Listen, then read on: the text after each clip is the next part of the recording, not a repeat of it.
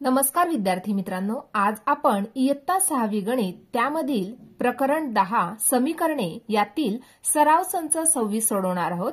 प्रश्न दिला आहे, खाली दोन ओळीत वेगवेगळ्या गणिती क्रिया दिल्या आहेत, त्यांच्यापासून मिळणाऱ्या संख्या शोधून समीकरणे तयार करा। बघा, आता या ठिकाणी वेगवेगळ्या गणिती क्रिया आपल्याला दिलेल्या आहेत। आता यापासून आपल्याला समीकरण बनवायचे आहे। पहिलं समीकरण बनवणार आहोत। या ठिकाणी बघा, पहिली गणिती क्रिया आहे 16 ला आपण 2 ने डिव्हाइड केला आहे। आता या ठिकाणी 16 नंबरला जर 2 ने आपण डिव्हाइड केलं तर या ठिकाणी आपल्याला आन्सर मिळालं 8। आता या ठिकाणी आपल्याला अशी गणिती क्रिया शोधायची आहे की त्याचे उत्तर सुद्धा 8 मिळाले पाहिजे। बघा, या ठिकाणी 10 मायनस जर 2 केले तर या ठिकाणी सुद्धा आपल्याला आन्सर मिळते आहे 8।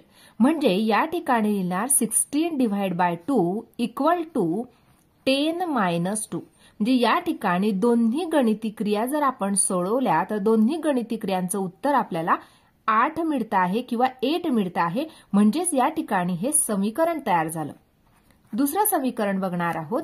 बघा, या ठिकाणी गणिती क्रिया घेणार आहोत 5 गुणेला 2। 5 गुणेला 2 ही जर गणिती क्रिया आपण सोडवली तर उत्तर मिळालं 10। त्यानंतर या ठिकाणी 37 मायनस 27 केले, याचे उत्तर सुद्धा आपल्याला 10 मिळाले।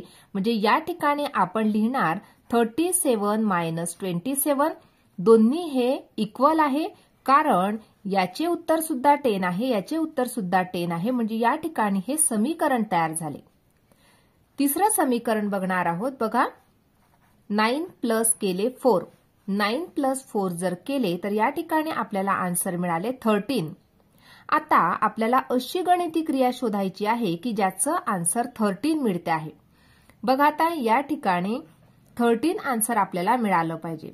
या ठिकाणी 9 मिळत आहे, या ठिकाणी 13 मिळत आहे। 6 प्लस जर 7 केले तर 13 मिळत आहे। म्हणजे या ठिकाणी लिहिणार 6 प्लस 7।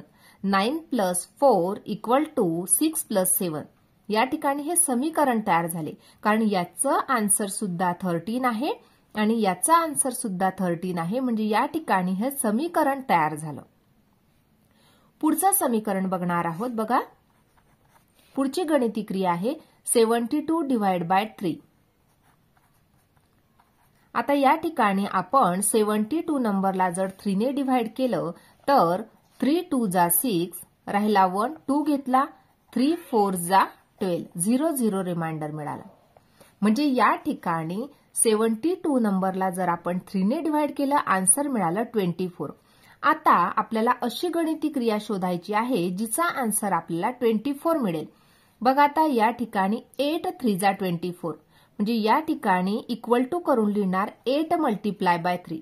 या ठिकाणी हे सुद्धा समीकरण तयार झालं कारण 72 ला जर 3 ने डिव्हाइड केलं तर 24 आणि 8 ला 3 ने मल्टिप्लाय केलं तर 24। दोन्हींचे आन्सर आपल्याला सेम मिळाले। म्हणजे या ठिकाणी हे समीकरण तयार झालं। पुढचं बघणार आहोत 5वं समीकरण।